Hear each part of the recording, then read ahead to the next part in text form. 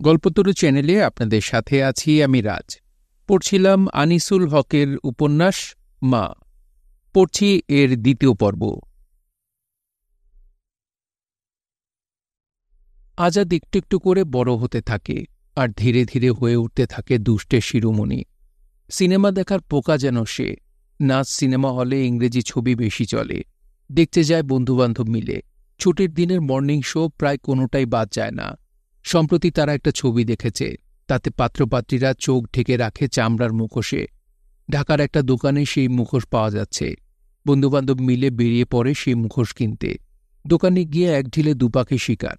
Smoke গান পাওয়া যায়, গুলি করলে ধোঁয়া বের হয় নল দিয়ে। বন্দুক আর মুখোশ কিনে ফেলে তারা।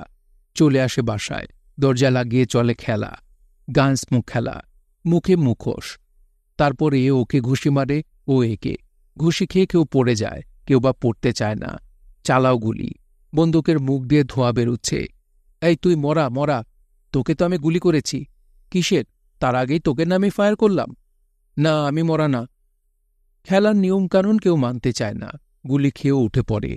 একটা রেফারি থাকলে ভালো হতো, তবু খেলা চলে। হইচয়ে ঘরের আশপাশে কারো তিষ্টানো দায়। এরই মধ্যে আজাদের খালাতো ভাই ছোট্ট জায়েদ আসে, দরজায় নক করে। কে? আজাদ বলে, আমি জায়েদ। কি চাস? আমাকেও খেলায় নাও। যা যা, এটা বড়দের খেলা। আমিও বড় হইছি। হি হি হি, আরো বড় হ। তুই তো মার ইনফরমার। না, আমি আম্মারে কিছু কই নাই। আমি আম্মারে কিছু কই না কস? সেদিন যে স্কুল পালায় স্টেডিয়ামে খেলা দেখতে গেছিলাম, তুই ছাড়া মারে কে লাগাইছে? আমি না। যাবাদ, ডোন্ট ডিস্টার্ব, গেট লস্ট। জায়েদ বুঝতে পারে এরা শুধু গান স্মোক খেলে না, অন্য কোনো ব্যাপার আছে। জানলার পর্দা তুলে দেখে, হ্যাঁ, গান স্মোকের আড়ালে বেশ চলছে সিগারেট খাওয়া। দাদা একটা করে টান দেয় আকাশে। কামাল বলে, তুই তো ফলস টান দিচ্ছিস, জেনুইন টান দে। আজাদ বলে, সোয়ের আপন, জেনুইন টান দিচ্ছি। নাক দিয়ে স্মোক ছাড়ত। আজাদ নাক দিয়ে ধোঁয়া বের করার চেষ্টা করে। কাশি দিতে দিতে তার চোখ দিয়ে পানি এসে যায়। জায়েদ দৌড় ধরে। আম্মাকে এই গুরুত্বপূর্ণ ইনফরমেশনটা জানানো দরকার। খালাকে আম্মা বলে ডাকে সে। সমস্যা হলো, দাদা সহজেই ধরে ফেলে ইনফরমারটা কে। তা ধরে ফেল। দৌড়ে সাফিয়া বেগমের কাছে পৌঁছে যায় জায়েদ। হাঁপাতে হাঁপাতে বলে, আম্মা আম্মা, দেখা যান। কি? আরে চলেন না ওই ঘরে। দাদাই কি করে? কি করে? সিগারেট খায়। তুই কেমন করে বুঝলি? আমি দেখছি। আরে ওরা গান স্মোক খেলে, তাতে ধোঁয়া। যা তো, আমার কাজ আছে। আরে না, আমি নিজ চোখে দেখাইলাম। বগা সিগারেট খাইতেছে, আয়েন না। সাফিয়া বেগম ভাগ্নের হাত ধরে যান। জানলার কাছে যেতেই নাকে পান সিগারেটের গন্ধ। তিনি দরজায় ধাক্কা দেন। এই দরজা খোল। সর্বনাশ, মা এসে গেছে। মুহূর্তে স্থির হয়ে যায় কর্তব্য। তারা লুকিয়ে ফেলে যে যার সিগারেট। তারপর ভিজে বেড়ালের মতো মুখটি করে খোলে দরজা। ঘরে ধোয়া কিসের? মা বলেন, গান স্মোক খেলছি।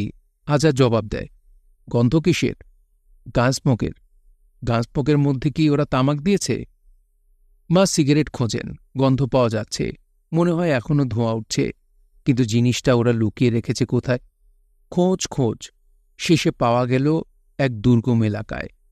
হুকার নল ধরে যাত্রা শুরু করে অন্তিমে হুকার মধ্য দিয়ে বেরোয় সিগারেট।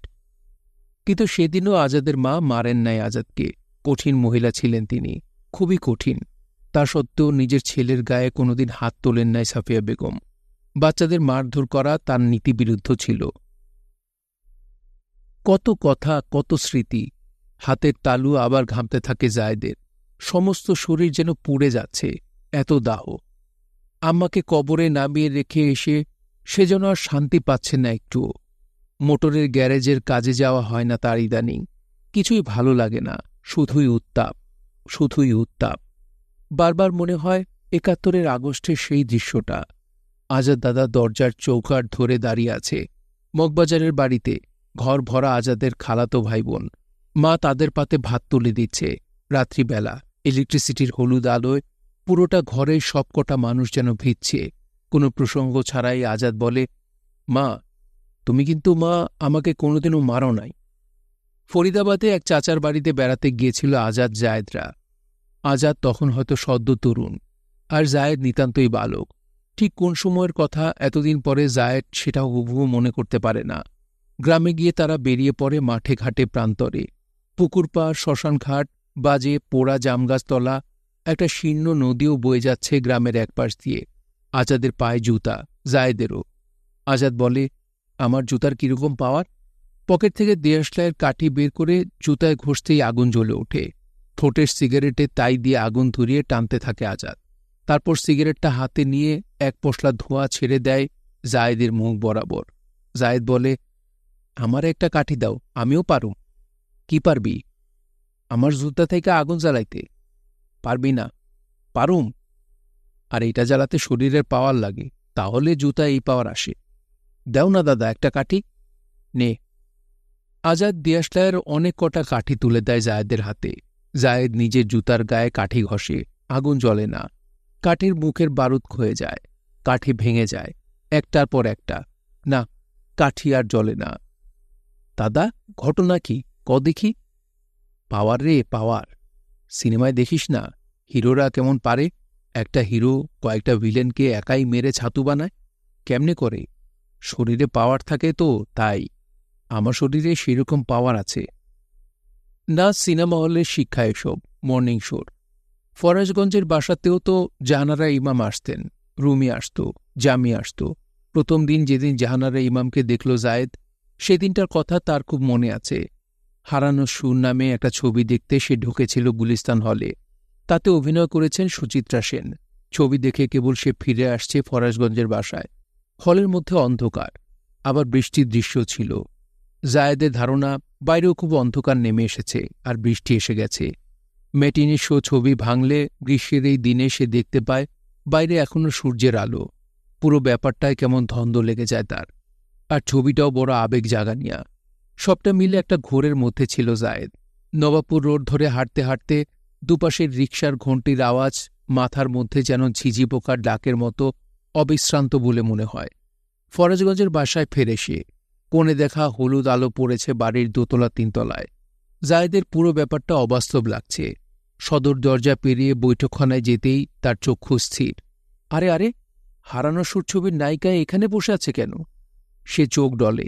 না, সুচিত্রা সেনই তো। সে কলতলায় যায়, চোখ ধোয়, আবার রুকি দেয় বৈঠকখানায়।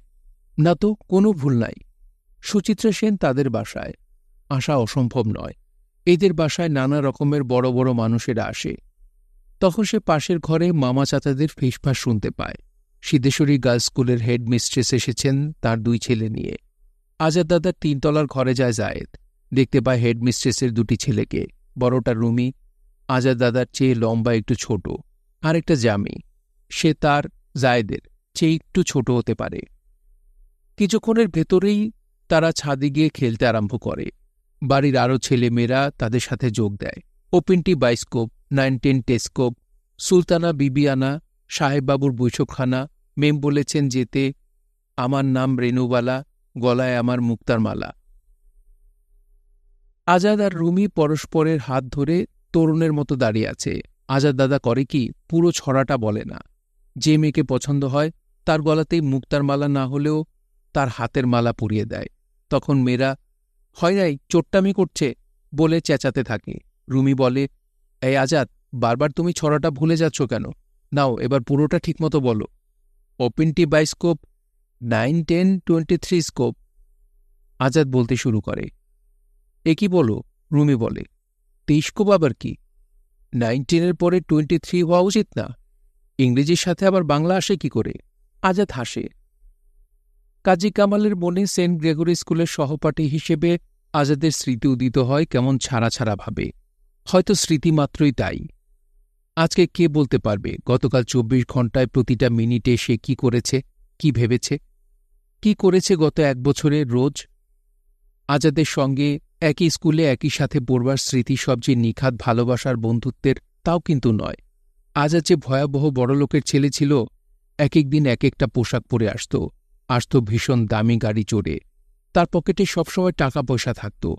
এসব নিয়ে কাজী কামালের ছোটবেলায় একটা অব্যাখ্যাত শ্রেণীহিংসাও হয়তো ছিল। তবু আজাদকে পছন্দ না করেও তাদের নিম্ন মধ্যবিত্ত দলের কোনো উপায় ছিল না। কারণ আজাদ তাদের সিনেমা দেখাত। সিনেমা দেখার একটা প্রবল ঝোঁক ছিল আজাদের। আর বন্ধুদের দেখানোর বেলাতেও তার কোনো কার্পণ্য ছিল না। আজাদের সঙ্গে সে দেখেছিল মৌলভীবাজারের ভেতরে তাজমহল সিনেমা হলে the old man and sea বুড়ো জেলে একটা বিরাট টাকায় মাছ ধরার জন্যে সংগ্রাম করছে। এই সংগ্রামে সে কিছুতেই হার মানবে না দেখে ভালোই লেগেছিল কামালের। তখন টিকিটের দাম ছিল কম, মর্নিং শোতে 12 আনা হলেই ডিসিতে ছবি দেখা যেত। কামালরা ছবি দেখলে কোন ক্লাসে দেখত সেটা বড় ব্যাপার ছিল না, কিন্তু আজাদের কাছে এগুলো অনেক বড় ব্যাপার। সে কখনো থার্ড ক্লাসে ছবি দেখেও নাই, দেখায়ও নাই। লায়ন, রূপমহল, মুকুল, মায়া এসব সিনেমা হলে গিয়ে সিনেমা দেখা চলত, তবে না যে আসত ভালো ভালো ইংরেজি ছবি। আজাদের বাসায় যাওয়াটা একটা আনন্দের ব্যাপার ছিল তার সহপাঠীদের জন্যে, কারণ তার মা খাওয়াতে খুব পছন্দ করতেন। খালাম্মা সেধে সেধে একদম পেট পুরে খাওয়াতেন, নানা পদের খাবার। সেই লোভেও অনেক সময় যাওয়া চলত আজাদের বাড়িতে। সে ফরাসগঞ্জের বাড়ি হোক আর নিউজ কার্টনের বাড়ি হোক। আজাদ যে পড়াশোনায় খুব ভালো ছিল তা নয়, তবে খারাপ সে ছিল না। পরীক্ষায় কখনো ফেল করেনি, আবার ফার্স্ট সেকেন্ডও হয়নি। কিন্তু আশ্চর্য ভালো করেছিল রহমতুল্লাহ স্যারের ক্লাসে। তিনি নিতেন আজাদদের হাতের লেখা ভালো করার ক্লাস। একটা চার্ট ঝোলানো থাকত এই ক্লাসে, আমেরিকান স্টাইলে বাঁকা হরফে, তাতে ইংরেজি বর্ণমালা লেখা। কলম না তুলে তেচ্ছা করে এ থেকে জেড পর্যন্ত লিখতে হতো, কোনো অক্ষরের সময়ই কলম তোলা যাবে না। রহমতুল্লাহ স্যারের নিজের হাতের লেখা ছিল অতি চমৎকার, দেখে মনে হতো সার্টিফিকেটের লেখা। সার্টিফিকেটের লেখা নিশ্চয়ই এই স্যারের কাছ থেকে লিখিয়ে নেওয়া হয়। হাতের লেখার এই ক্লাসে আজাদ খুব ভালো করত, প্রায় ভেরি গুড পেত আজাদ তার কপিতে। আজাদের এই ভালো ইংরেজির লেখাটা শেষ পর্যন্ত কাজে লাগিয়েছিল তার মৃত্যুর মাত্র দিন 7 আগে।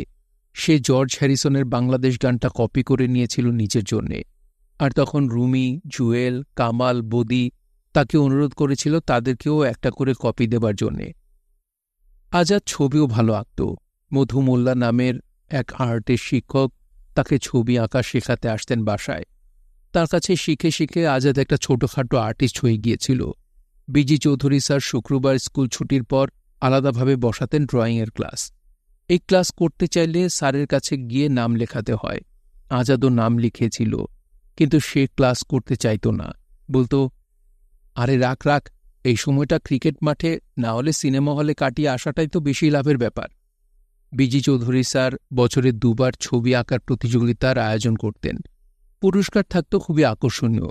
সেই পুরস্কারের লোভে হোক অথবা নিজের প্রতিভা যাচাই করে নেওয়ার খাতিরে হোক, আজাদ ছবি আঁকা প্রতিযোগিতায় একবার অংশ নিয়েছিল।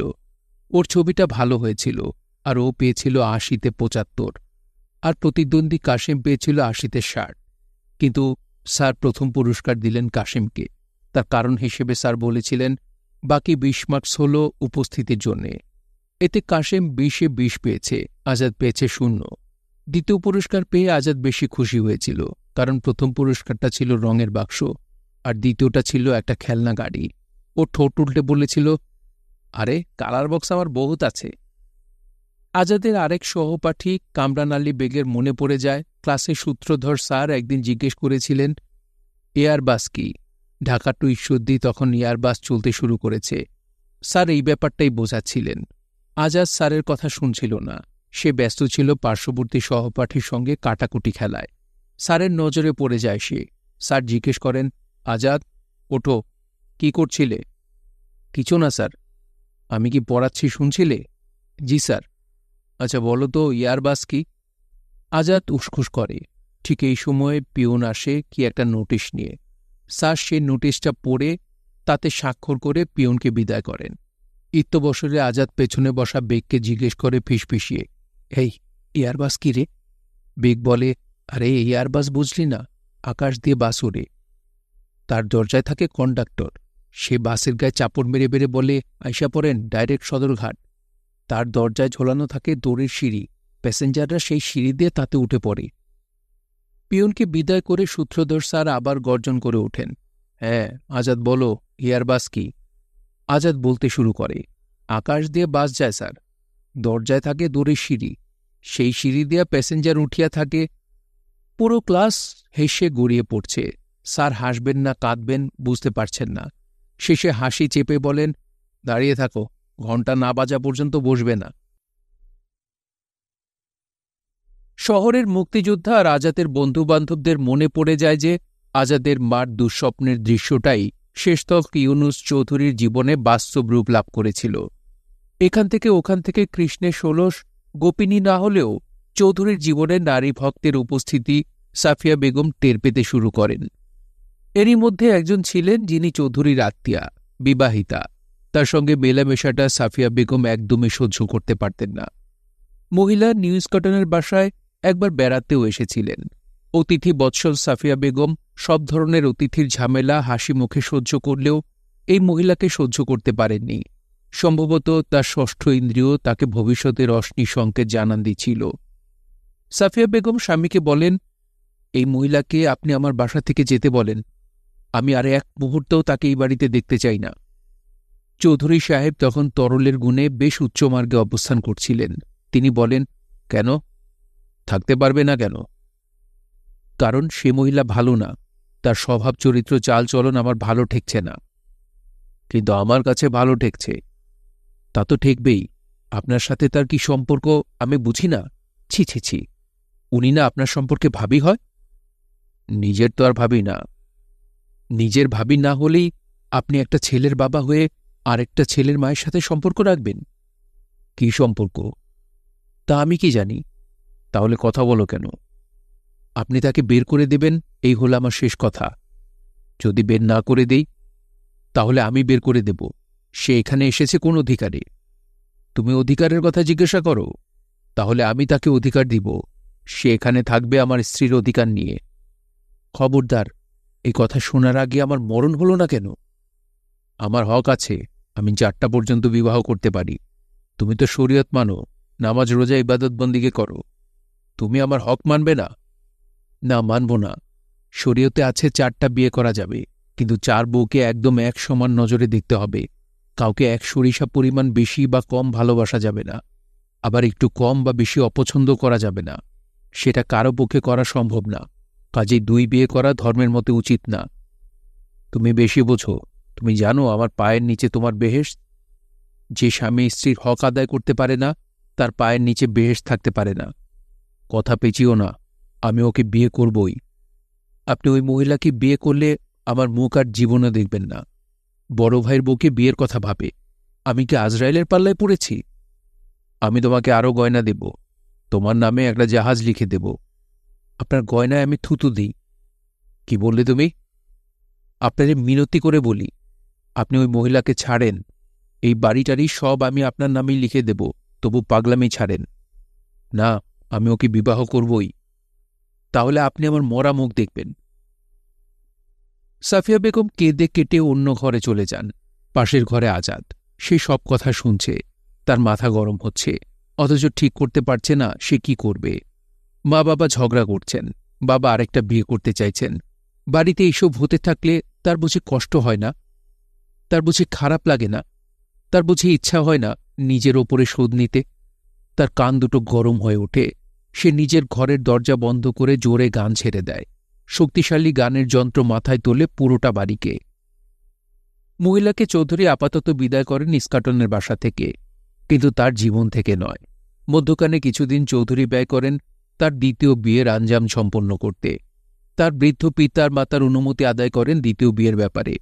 আজাদের দাদা দাদি বিয়ের অনুমতি দিতে খুব বেশি কোণঠা দেখান না। ছেলে তাদের শিক্ষিত হয়েছে, বড় হয়েছে, আর টাকা করি আয় উন্নতি করেছে কত। তার তো একাধিক স্ত্রী থাকতেই পারে। মহিলার দিক থেকেও আইনগত প্রস্তুতির ব্যাপার ছিল। তাকে প্রথম স্বামীর কাছ থেকে ডিভোর্স নিতে হয়। তারপর চৌধুরীর কয়েকজন অতি ঘনিষ্ঠ নিকটাত্মীয় আর বন্ধুর উপস্থিতিতে মগবাজারের এক আত্মীয়র বাসায় এক রাতে বিয়ের আনুষ্ঠানিকতা সম্পন্ন হয়।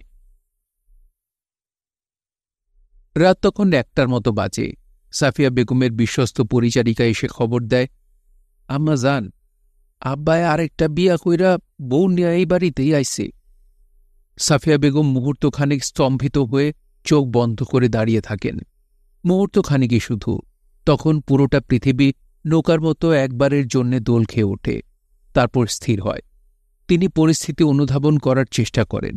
তার সমস্ত শরীর সংকল্পে নড়ে ওঠে। মাথা থেকে শুরু করে পা পর্যন্ত গলিত আগুনের ধারা বয়ে যায়। তিনি কর্তব্য স্থির করেন। পরিচারিকাকে বলেন, আজাদকে এখানে আসতে বলো। তার কণ্ঠস্বরে প্রতিজ্ঞার ধাতব টঙ্কার।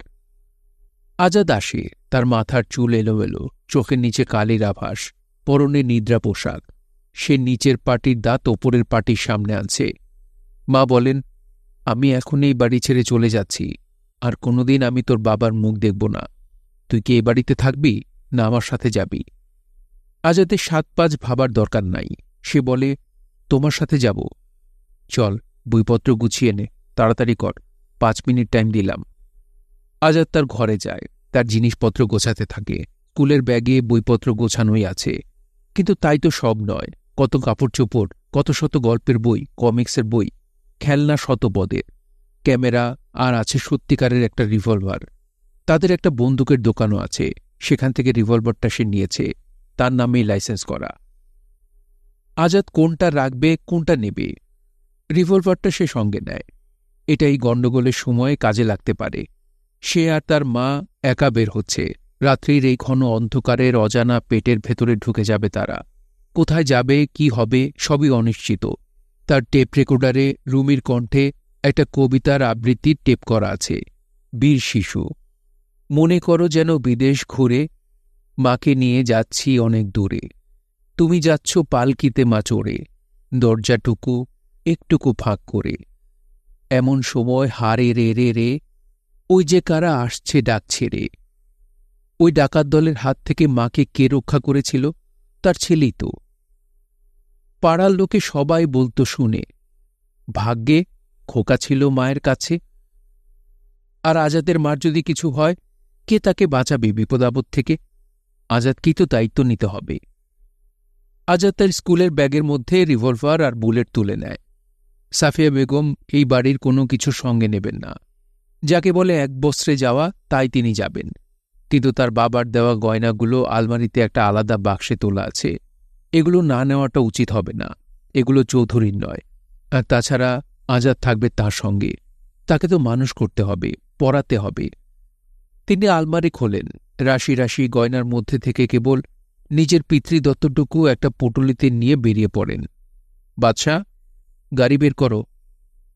বাদশা বাড়ির ড্রাইভার। বেগম সাহেবার নির্দেশে সে গাড়ি বের করে, পোর্চে রাখে। আজাদ আর তার মা বেরিয়ে আসে ঘর থেকে। বাড়ির কাজের লোক, আশ্রিতজন, আত্মীয় স্বজন সব নীরবে তাকিয়ে থাকে তাদের চলে যাওয়ার দিকে। তাদের মাথার ওপর থেকে যেন ছায়া সরে যাচ্ছে। পরিচারিকা জয়নব কেঁদে ওঠে। সাফিয়া বেগম চাপা গলায় তাকে ধমক দেন, পাড়ার লোকদের রাতের বেলা জাগিয়ে তুলবি নাকি? বাড়িতে কি লোক মারা গেছে? চুপ। আজাদ আর তার মা বারান্দা পেরোয়। বারান্দার চারদিকে লাইট। আজাদের পায়ের কাছে নিজের অনেকগুলো ছায়া তাকে ঘিরে ধরে এগিয়ে যাচ্ছে। ছায়াগুলোর দৈর্ঘ্যের হ্রাস বৃদ্ধি ঘটে। টমি স্প্যানিয়েল কুকুরটা কি করবে বুঝে উঠছে না। একবার আজাদের কাছে আসছে, একবার ভেতরে ঢুকছে। আজাদ সেদিকে তাকাবে না। তারা গিয়ে গাড়িতে ওঠে, গাড়ি স্টার্ট নেয়। জীবনে শেষবারের মতো সাফিয়া বেগম তার নিজ নামে রেজিস্ট্রিকৃত স্কাটনের রাজপ্রাসাদ তুল্য বাড়িটা ছেড়ে চলে যান। গাড়ি স্কাটন থেকে বেরিয়ে অগ্রসর হতে থাকে ফরাসগঞ্জের দিকে। রাতের রাস্তাঘাট দেখতে অন্যরকম লাগে। রাস্তা জুড়ে নেড়ি কুকুরদের রাজত্ব। সেকেন্ড শো সিনেমা দেখে দর্শকেরা ভিড়ছে। গাড়ি গিয়ে ফরাসগঞ্জের বাসার সামনে থামে। এ বাসাটা এখন সাফিয়া বেগমের নিজের ছোট বোন শোভনা আছে ছেলেমেয়ে নিয়ে। আছে জায়েদ, চঞ্চল, মহুয়া, টিসু, কোচি প্রমুখ আজাদের খালাতো ভাই বোনেরা। এদের বাবা আবার সম্পর্কে চৌধুরীর ভাই হয়। জিনিসপত্র নিয়ে আজাদ নামে। মার সঙ্গে তেমন কিছু নাই, শুধু একটা ছোট্ট থলে ছাড়া। ড্রাইভার বলে, আম্মা, আমি কি থাকব? মা মাথা নেড়ে না বলেন। আজাদ ডোরবেল টিপলে দরজা খুলে যায়। খালা দরজা খোলেন। তিনি বলেন, এত রাতে যে বুবু? সাফিয়া বেগম তার প্রশ্নের জবাব দেন না। সিঁড়ি ভেঙে সোজা উঠেন ৩ তলার একলা ঘরটায়। এটা আগে ছিল আজাদের ঘর। তিনি ঘরে ঢুকে দরজা বন্ধ করে দেন। এরপর ৫ দিন তিনি এই ঘরের দরজা বন্ধ করে রাখেন। একটা বারের জন্যও দরজা খোলেন না। তার ছোট বোন শোভনা, বোনের ছেলেবেরা আর আজাদ প্রথম দিন দুপুর থেকে দরজায় ধাক্কা দিতে থাকে। তিনি স্পষ্ট গলায় বলেন, এই দরজায় ধাক্কা দিবি না, সবাই সবার নিজেদের কাজে যা। সাফিয়া বেগমের কণ্ঠস্বরে কি একটা ক্ষমতা ছিল। কেউ আর তাকে জ্বালাতন করে না, সবাই নিচে নেমে যায়। পরের দিন আবার সকালে সবাই চিন্তিত ও উদ্বিগ্ন মুখে 3 তলার ঘরের সামনে জড়ো হয়। তারা দরজায় ধাক্কা দিতে আরম্ভ করলে তিনি আবার শান্ত কিন্তু গম্ভীর কণ্ঠে বলেন, এই বলেছি না, দরজায় ধাক্কা দিবি না। সবাই আবারও নেমে যায়। তৃতীয় দিন সকালে ফের সবাই ভীষণ চিন্তিত হয়ে সাফিয়া বেগমের বন্ধ দরজার সামনে অবস্থান নেয়। জায়েদের মা আজাদকে শিখিয়ে দিয়েছেন, বলো, তুমি কিছু খাবে না? না খেয়ে মরে যাবে? তাহলে আমি বাঁচব কাকে নিয়ে? আমাকে দেখবে কে? আজাদ এত কিছু বলতে পারে না, শুধু বলে, মা, কিছু খাবা না? না খেয়ে মরবা নাকি? মা বলে, না খাবো না, খিদে পায়নি, খিদে লাগলে নিজেই খাবার চেয়ে নেব। চতুর্থ দিনে সবাই ভাবে সাফিয়া বেগম নিশ্চিত মরতে যাচ্ছেন। জায়েদের মা বলেন, বুবু, তুমি কি আত্মহত্যা করবা? তাহলে তো তোমার দোজকেও জায়গা হবে না। সাফিয়া বেগম বলেন, না, আমি মরব না, একটা আজরাইলের জন্য আমি মরব না। ঘর থেকে বার না হও, কিছু একটা খাও, জানলা দিয়া ভাত দেই। সাফিয়া বলেন, তুই বেশি কথা বলিস, চুপ থাক। ওই দিন রাতেই চৌধুরী সাহেবের গাড়ি দেখা যায় ফরাসগঞ্জের বাসার সামনে। জায়েদ এসে খবর দেয় আজাদকে, দাদা, আপনার আব্বাই আইছে। আজাদ তখন তার সঞ্চয় থেকে তার জিনিসটা বের করে, রিভলভার। এটা সে সঙ্গে এনেছিল ভবিষ্যতে কোনো না কোনো কাজে লাগতে পারে এই আশায়। কিন্তু এত তাড়াতাড়ি যে কাজে লেগে যাবে সে বুঝতেই পারে নাই। সে রিভলভারের মধ্যে গুলি ভরে, তারপর রিভলভারটা হাতে নিয়ে 3 তলার সিঁড়ির মুখে দাঁড়ায়। চৌধুরী নিচের তলার ঘর পর্যন্ত ঢোকেন। তাকে গৃহবাসীরা সাবধান করে দেয় যেন তিনি ওপরে না ওঠেন। তাকে আরও বলা হয়, তিনি যদি ওপরে ওঠার চেষ্টা করেন তাহলে আজাদের হাতের অস্ত্র গর্জে উঠতে পারে। সে তার মাকে পাহারা দিয়ে রেখেছে। চৌধুরী ফিরে যান। বদ্ধ ঘরের জানলার অন্য পাশ থেকে ঘটনা বিবৃত করা হয় সাফিয়া বেগমকে। সাফিয়া বেগম সব শোনেন। 5ম দিন সকালে তিনি বন্ধ দরজা খুলে দেন। জায়েদের মা তার জন্য ভাত আনেন, তরকারি আনেন। তিনি বলেন, মাছ মাংস কেন এনেছ? এইসব নিয়ে যাও, খালি একটু ডাল ভাত দাও। আর শুনো, আমাকে একটা সাদা শাড়ি দাও। আমার স্বামী তো আর আমার কাছে জীবিত নাই, আমি কি আর রঙিন শাড়ি পরতে পারি? বাড়ির পরিচারিকারা আলাপ আলোচনা করে সিদ্ধান্তে আসে যে বড় আম্মার পোষা জিন আছে, তারাই তাকে এই 5 দিন খাবার সরবরাহ করেছে। না হলে 5-5টা দিন একটা দানা মুখে না দিয়ে কেউ বাঁচতে পারে? এর পরের 3টা বছর তিনি কারো সাথে বলতে গেলে কথাই বলেন নাই। চৌধুরী সাহেব এতদূর পর্যন্ত ভাবতে পারেন নাই। কেই বা ভাবতে পেরেছে? আজাদের মা কঠিন মহিলা, কিন্তু তিনি যে হীরার চেয়েও কঠিন, পৃথিবীর সবচেয়ে কঠিন পদার্থের চেয়েও কঠিন, সেটা একটু একটু করে উদ্ঘাটিত হতে থাকে। এবং যতই দিন যায় তখন আগের উপলব্ধিটাও যথেষ্ট ছিল বলে মনে হয় না। চৌধুরী সাহেব ভেবেছিলেন আজাদের মা তার দ্বিতীয় বিয়েটা মেনে নেবে। কেন নেবে না? তাকে তিনি অর্থে, অন্নে, বস্ত্রে রানীর হালেই রাখতে পারেন। তার বদলে এক বস্ত্রে বের হয়ে আজাদের মা কি ভিখিরিনীর মতো করে জীবনযাপন করতে পারবে? আজাদি কি পারবে এই রাজশ্বর্য ছেড়ে গিয়ে দিনহীন জীবন বেছে নিতে? নিশ্চয়ই পারবে না। তাদের ফিরে আসতেই হবে। দিন যায়, চৌধুরীর মনোবাঞ্ছা পূরণ হয় না। আজাদের মার নমনীয় হওয়ার কোনো লক্ষণ দেখা যায় না। তিনি তার অর্থ সাহায্য গ্রহণ করা তো দূরের কথা, মুখটা পর্যন্ত দেখতে নারাজ। আজাদ স্কুলে যাওয়া ছেড়ে দেয়। তার কিছু ভালো লাগে না। বাবার কাছ থেকে যে মাসোহারা পায় সেই সময়ে সেই মাসোহারা তার পক্ষে অধপাতে যাওয়ার জন্য যথেষ্ট। মা তার এই মাসোহারার টাকা থেকে কিছুই নেবেন না, একটা পয়সা না, একটা দানা না। সে বন্ধুদের নিয়ে সিনেমা দেখে, গল্পের বই কিনে ইচ্ছা মতো। সন্ধ্যার সময় রেস্টুরেন্টে বসে আড্ডা মারে। তার বন্ধুরা খেলাধুলা করে। সৈয়দ আশরাফুল হক, কাজী কামাল, ইব্রাহিম সাবের, রফুল হাসান, তাদের সাথে সেও কখনো কখনো যায় মাঠে। সারা দুপুর ক্রিকেট খেলে। প্রায় প্রতিটা ইংরেজি ছবি দেখে। মাঝে মধ্যে চলে যায় শিকার করতে। সব হয়, শুধু স্কুলে যাওয়ার বেলায় তার দেখা নাই। প্রথম প্রথম বহুদিন সে যায় নাই ইস্কাটনের বাসায়। মাসোহারার টাকা আনার জন্যে ওই বাসায় সে পাঠিয়ে দিত জায়েদকে। তার বইপত্র আর কত সংগ্রহের জিনিসপাতি সবই তো পড়ে আছে ইস্কাটনের বাসায়। কয়েক মাস পর থেকে সেসব আনতে মাঝে মধ্যে আজাদ যায় সেখানে। দেখা হয় নতুন মার সঙ্গে। ভদ্রমহিলাও এক অদ্ভুত সংকটেই পড়েছেন।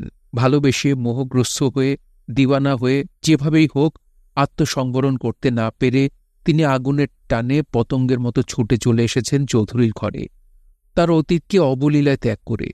এটাও কি একটা ত্যাগ স্বীকার নয়? কিন্তু এ বাড়িতে পরিবেশ তেমন অনুকূল নয়। বাড়ির চাকর বাকরেরা পর্যন্ত তার সঙ্গে ভালো করে কথা বলে না। আত্মীয় স্বজনরা তার দিকে কেমন রোষের দৃষ্টিতে তাকায়। তিনি চান সবার চিত্ত জয় করতে, কিন্তু সে চেষ্টা সুদূর পরাহত বলে মনে হয়। আজাদ এ বাসায় এলে তিনি চেষ্টা করেন তাকে পটানোর। বলেন, কি খাবে, কি লাগবে, কিছু কিনে দেব? আজাদ তার কথার জবাব দেয় না, গো ধরে থাকে। বেশি পীড়াপিড়ি করলে বাসা থেকে চলে যায়। যেমন মা তেমনই ছেলের বাবা। চৌধুরীর দ্বিতীয় বিয়ের 5 মাসের মাথায় ফরেশগঞ্জের বাড়িতে একটা বড় দুর্ঘটনা ঘটে। জায়েদের সে সময়টা এখনো মনে আছে। সে খুবই ছোট তখন, বালক বয়স। শেরেবাংলা ফজলুল হক মারা গেছেন। সমস্ত প্রদেশে শোকের ছায়া। এদিকে ফুটো পয়সা উঠে যাচ্ছে, প্রবর্তিত হচ্ছে নয়া পয়সা। জায়েদ নয়া পয়সার হিসাব শিখছে কাগজ কলম নিয়ে। কাগজে ফুটো পয়সা আর নয়া পয়সা গোল গোল করে একে একে তাকে শিখতে হচ্ছে 6 পয়সায় 1 আনা, 12 পয়সায় 2 আনা, 50 পয়সায় 8 আনা, 100 পয়সায় 1 টাকা। এই হিসাবের ফেরে পড়ে একদিন সে মুশকিলে পড়েছিল, তার মনে আছে। 8 আনা হল 50 পয়সা।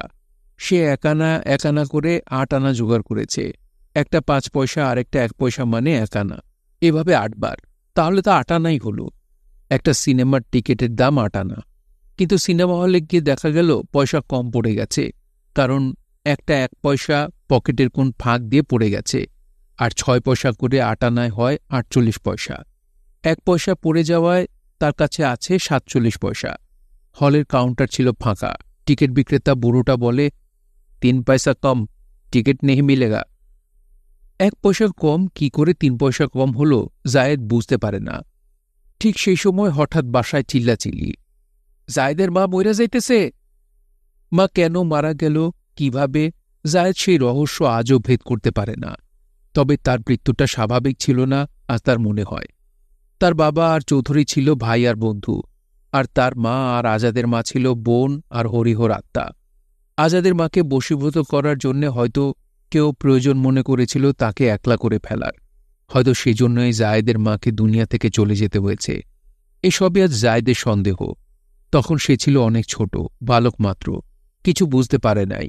শুধু মনে আছে সে গিয়ে দেখতে পায় মা শুয়ে আছে আর তার শরীরটা সম্পূর্ণ নীল। আর এরপরে বহুদিন জায়েদ সবকিছুকে নীল দেখত। তার মনে আছে আম্মা মানে আজাদ দাদার মা নিজ হাতে গোসল করালেন মাকে, কাফনের কাপড় পরালেন। সেই কাফনের কাপড়টাকে পর্যন্ত নীল দেখাচ্ছে। আগরবাতি জ্বলছে, তা থেকে বেরোচ্ছে নীল রঙের ধোঁয়া। ভাই বোনেরা, আত্মীয় স্বজন, মহিলারা কাঁদছে, কিন্তু আম্মা কাঁদছেন না। তিনি কাফন পরানো শেষে কোরআন শরীফ নিয়ে বসলেন। তার এক কোলে জায়েদের 1 মাস 7 দিন বয়সের ছোট ভাই লিমন। তারপর একসময় মাকে নিয়ে যাবার জন্যে খাটিয়া তোলা হয় 4 জনের কাঁধে। জায়েদকেও বলা হয়, বাবা তোমার মা যাইতেছে, তুমি একটু কাঁধ লাগাইবানি। সে তো তখন অন্য বাহকদের বুক সমান, সে কি করে কাঁধ দেবে? সে কিছুই বুঝতে পারে না, শুধু দেখতে পায় নীল রঙের খাটিয়ায় নীল কাফনে মোড়ানো তার মা যায়। আজাদের মার ঘাড়ে এসে পড়ে ছোট্ট লিমন আর জায়েদ, মহুয়া, চঞ্চল, কচি, টিসু, বোনের ছেলেমেয়েরা, আর এদের বড় ভাই আজাদ। জায়েদের বাবাও এই বাড়িতে আসা আর খোঁজখবর করা ছেড়ে দেয়। তিনিও অন্য কোথাও অন্য কোনো মধুকুঞ্জের সন্ধান পেয়ে গেছেন কিনা। জায়েদ ছিল ছোট, সে বুঝতে পারে না। আজাদের মা কথা বলেন না, কিন্তু ছেলে মেয়েদেরকে বুক দিয়ে আগলে রাখেন। জায়েদের মা মারা যাবার পরে আজাদের মা নিঃসঙ্গ হয়ে পড়েন, নিরবলম্ব। কিন্তু তিনি ভেঙে পড়েন না, মচকানো তো দূরের কথা। ইউনুস চৌধুরীর পক্ষ থেকে আবার মীমাংসার প্রস্তাব পাঠানো হয় সাফিয়া বেগমের কাছে। তাকে সসম্মানে বাড়িতে ফিরিয়ে নিয়ে যাওয়া হবে, এই গ্যারান্টি দেওয়া হয়। কিন্তু আজাদের মা রাজি হন না। তার জবান এক জবান। তিনি চৌধুরীকে তো আগেই বলে দিয়েছিলেন, চৌধুরী যদি ওই বিয়ে করেন তবে তার মরা মুখটাও চৌধুরী দেখতে পাবেন না। এই কথার কোনো নড়চড় তার জীবদ্দশায় তো হবেই না, মৃত্যুর পরেও হবে না। সাফিয়া বেগমের এ কথা অক্ষরে অক্ষরে ফলেছিল। চৌধুরী ক্ষিপ্ত হন। সমস্তটা ঢাকা শহর তার হাতের মুঠোয়। তিনি ইচ্ছা করলে এই ঢাকা শহরটার যা কি ইচ্ছা তাকে কিনে ফেলতে পারেন। প্রদেশের গভর্নর তার বন্ধু, সেক্রেটারিরা তার গেলাস বান্ধব। হুজহুতে তার নাম উঠেছে, অ্যাজ জমিন্দার ফ্রম বিক্রমপুর। আর কিনা একটা ছোটখাটো মহিলা তার কথা শুনছে না। এত জিত, এত জিত। এখন তো সার্বক্ষণিক পরামর্শদাত্রী কুটনি বোনটাও নাই, তাহলে সে কেন আসে না? চৌধুরীর পানাশক্তি আরও বেড়ে যায়। আজাদের মা সাধারণত কথা বলেন না, কিন্তু একদিন তিনি আজাদকে বলেন, বাবা, কথা আছে, আয় বস। আজাদ মার কাছে যায়, বিছানায় বসে। তুই নাকি স্কুল ছেড়ে দিয়েছিস? আজাদ উত্তর দেয় না। কাল থেকে আবার স্কুলে যাবি? এখন আর যাওয়া যাবে না, পরীক্ষা দেই নাই, টিউশন ফি দেই নাই কয় মাস, নাম কেটে দিয়েছে। তাহলে তুই কি করবি? মূর্খ হয়ে থাকবি? আজাদ চুপ করে থাকে। মা বলেন, তুই ছাড়া আমার আছে কে? আমি তো মরেই যেতাম, বেঁচে আছি কেন? তোকে মানুষ করার জন্যে। তুই যদি মানুষ না হবি তাহলে আমি আর বাঁচি কেন? আজাদ কেঁদে ফেলে। আসলেই তার খুবই অনুশোচনা হচ্ছিল কদিন থেকে। কি করছে সে? সেন্ট গ্রেগরি স্কুলে আজও ঘণ্টা বাজিয়ে চলেছে অন্ধ পিটার। হাত দুটো সামনে মেলে ধরে হাতড়ে হাতড়ে পথ হাঁটে যে পিটার, সেও তার কাজ ঠিকভাবে করে চলেছে। ওই তো এখনও ঘণ্টার ধ্বনি আসছে স্কুল থেকে। কত কষ্ট করেই না ঘণ্টাটা দড়ি টেনে টেনে রোজ তোলে পিটার, অথচ সে কিনা চোখ থাকতেও পথ খুঁজে পাচ্ছে না। পড়াশোনা বাদ দিয়ে কি করবে সে? সে বলে, আমার ফ্রেন্ডদের সাথেই আমি ম্যাট্রিক পাশ করব। মা জিজ্ঞেস করেন, কেমন করে? প্রাইভেটে এই বছরই ম্যাট্রিক দেব। মার মুখে মৃদু একটা হাসি ফুটে ওঠে। আজাদ মার কাছে কথা দিয়েছে বন্ধুদের সঙ্গে সে এই বছরে ম্যাট্রিক পাশ করবে। এই কথা তো তাকে এখন রাখতেই হবে। আরপি শহর স্কুল থেকে প্রাইভেট পরীক্ষার্থী হিসেবে নাম তালিকাভুক্ত করায় সে। তারপর ধুমসে পড়া শুরু করে, বই কেনে, টিউটর রাখে। মা তার সোনার গয়নার সঞ্চয় ভেঙে টিউটরের টাকা জোগাড় করেন। বাবার মাসহারা থেকেও তো টাকা ভালোই আসে। আজাদের বন্ধুরা অবাক হয়ে যায়। বড় লোকের বকে যাওয়া ছেলে পেয়ে যারা এতদিন তার কাছে ঘুরঘুর করত, তাদের সঙ্গ এখন আর ভালো লাগে না আজাদের। তারাও পরিস্থিতি বুঝে বিকল্পের সন্ধানে কেটে পড়ে। পরীক্ষার সময় নিকটবর্তী হয়। একদিন আজাদ এসে কদমবুঝি করে মাকে, মা দোয়া করো, টাঙ্গাইল যাচ্ছি, পরীক্ষা শেষ করে তারপর আসব। মা ছেলের মাথায় হাত রাখেন। তার ছেলে ম্যাট্রিক দিচ্ছে। এই দুঃখের দিনে এটা কত বড় আনন্দের সংবাদ। তিনি ছেলেকে কাঁধে ধরে দাঁড় করিয়ে দেন, ছেলের মাথায় হাত রাখেন, বলেন, আমার দোয়া তো আছেই, ইনশাল্লাহ তুই ভালোভাবে পাশ করবি। ছেলের মুখের দিকে একবার অলক্ষ্যে তাকান মা। ছেলের নাকের নিচে গোফের রেখা, কণ্ঠস্বর ভাঙা ভাঙা, মুখে একটা দুটো ব্রণ, চুলে আবার একটুখানি টেরির লক্ষণ। ছেলে তার বড় হয়ে যাচ্ছে, হোক, তাই তো তিনি চান। এই ছেলেকে লেখাপড়া শিখিয়ে এই পৃথিবীর বুকে দাঁড় করাতে পারলেই তার সব কষ্টের অবসান হবে। তিনি আল্লাহ তাআলার কাছে আর কিছুই চান না। কি মা, কি ভাবো? ছেলের প্রশ্নে সংবেদ ফিরে পান মা। আল্লাহ বলে একটা গোপন দীর্ঘশ্বাস ত্যাগ করেন, বলেন, তোর কিছু লাগলে আমাকে বল। আমার আবার কি লাগবে? যা লাগে সবই তো কিনেছি। প্র্যাকটিক্যাল খাতা কিনলাম, টেস্ট পেপার কিনলাম, বাদ তো রাখি না কিছু। তুই ভালো করে পাশ কর, তোকে কমপ্লিট শুট বানিয়ে দেব। আরে আমি কমপ্লিট দিয়ে কি করব? আজাদ হাসে, মনে মনে খুশি হয়। মায়ের মনোভাবটা সেও বোঝে। তারা এখন বাবার সাহায্য ছাড়া বেশ অর্থকষ্টের মধ্যে আছে। এটা তিনি বাইরের কাউকে বুঝতে দিতে চান না। বাইরের লোকেদের কাছে তারা মাথাটা উঁচু করেই রাখতে চায়। আজাদ পাশ করে সেকেন্ড ডিভিশনে। রেজাল্টের দিন খুব বৃষ্টি হচ্ছিল। রেজাল্ট দেখার জন্যে তারা যায় বোর্ড অফিসে। দেয়ালে রেজাল্ট শিট টাঙিয়ে দেওয়া হয়েছে। লোকজন ছাতা মাথায় তাই দেখছে। তার সঙ্গে ফারুক নামের আরেকজন বন্ধু টাঙ্গাইল গিয়েছিল পরীক্ষা দিতে। দুজনে দুরু দুরু বক্ষে গিয়ে এক দৌড়ে দেয়ালের পাশে সারি সারি কালো ছাতাগুলোর নিচে ঢুকে পড়ে। আজাদের খুবই ভয় লাগছিল, নিজের জন্যে নয়, মার জন্য। যদি সে ফেল করে মা বড় আঘাত পাবেন। এটা কেবল তার ম্যাট্রিক পাশ করা ফেল করার ব্যাপার নয়, মার ব্যক্তিগত জেদের লড়াইয়ের প্রশ্ন। সে ফেল করলে তার বাবা কি হাসিটাই না হাসবে? মার বুকে সেই বিদ্রুপটা কি ভয়ঙ্কর শেল হয়ে না বিদ্ধ হবে? কোথায় রোল তার? থার্ড ডিভিশনের ঘর দেখে, পাওয়া যায় না। আজাদ খুবই চিন্তিত হয়ে পড়ে। তার শ্বাস ঘন হয়ে ওঠে। সে বারবার জিভ দিয়ে ঠোঁট চাটতে থাকে। এটা কি হতে পারে সে ফেল করবে? জিওগ্রাফি এক্সামটা তো ভালো হয় নাই, তাই বলে ফেল? শেষে মরিয়া হয়ে তাকায় সেকেন্ড ডিভিশনের ঘরে। বিড়বিড় করে পড়ছে, ইন্না লিল্লাহি ওয়া ইন্না ইলাইহি রাজিউন। কোনো কিছু হারিয়ে গেলে খুঁজে পাবার দোয়া। ওই তো রোল নম্বর, RP 3634, সেকেন্ড ডিভিশনের ঘরে। ওহ মা!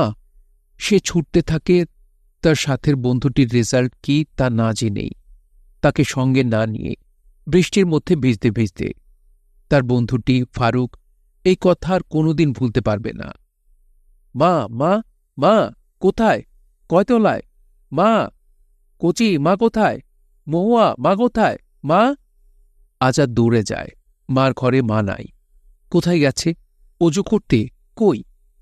এই যে মা, আমার রেজাল্ট হয়েছে, আমি পাশ করছি, 2nd ডিভিশন।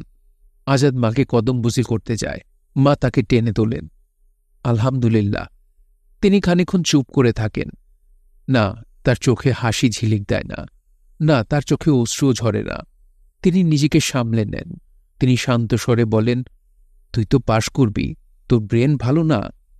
আজাদ বোকার মতো হাসে। মা যে কি বলে, আরেকটু হলে তো গিয়েছিলই। শোন, তুই এক কাজ কর, 10-এর মিষ্টি কিনে আন, মরণচাঁদ থেকে কিনিস, আজে বাজে মিষ্টি কিনবি না। তিনি তার ড্রয়ারের কাছে যান, টাকা বের করেন। মিষ্টি কিনে নিয়ে ইস্কাটন যাবি, তোর দাদির হাতে দিবি, দাদিকে সালাম করবি, দাদার হাতে দিবি, দাদাকে সালাম করবি, বুঝিয়ে বলবি কিসের মিষ্টি। আজাদ অবাক হয়। সে ভাবতেও পারে নাই মা তাকে ইস্কাটন যেতে বলতে পারেন। আজাদ মিষ্টির দোকানে যায়, সঙ্গে জায়েদ। মিষ্টির দোকানে বসেই জায়েদ কয়েক পদের মিষ্টি সাবার করে। কয়েক সের মিষ্টি কেনে তারা। মিষ্টির ঠোঙা নিয়ে তারা প্রথমে আসে ফরাসগঞ্জের বাসায়। মাকে প্রথম মিষ্টি মুখ করানো দরকার। মা তো কোনো কিছু খেতেই চান না। আমিষ খাওয়া ছেড়েছেন সেই যে ইস্কাটন ছাড়ার পর থেকে, আর ধরেন নাই। মা, একটু খাও, এই বাসার জন্যে একটু মিষ্টি কিনলাম, বুঝলা না? ওই বাসার আগে তো এই বাসার লোকদের মিষ্টি মুখ করানো দরকার। মা মিষ্টি দেখে মুখ সরিয়ে নেন। না রে, খেতে ইচ্ছা করে না। অল্প খাও, অল্প। আজাদ নাছোড়। মা একটুখানি মিষ্টি মুখে দেন, বলেন, এই দুটো ঠোঙা রেখে দে, পাড়াপড়শিদের দিতে হবে, ভালো খবর, সবাই জানুক। আর এখানে কত, 10-এর? এগুলো নিয়ে ইস্কাটনে যা, আজকে সবার সঙ্গে হেসে হেসে কথা বলবি, আজকে আমাদের হাসার দিন। গল্পতরু চ্যানেলে আপনারা শুনছিলেন আনিসুল হকের উপন্যাস মা। পড়ছিলাম এর 2য় পর্ব। উপন্যাসটি আপনাদের কাছে কেমন লাগছে তা অবশ্যই কমেন্ট করে আমাদেরকে জানাতে পারেন। ভালো লাগলে একটি লাইক করবেন, চ্যানেল শেয়ার করে অন্যকে শোনার সুযোগ করে দিতে পারেন। সবাই ভালো থাকবেন, সুস্থ থাকবেন এবং গল্পতরুর সঙ্গেই থাকবেন। ধন্যবাদ।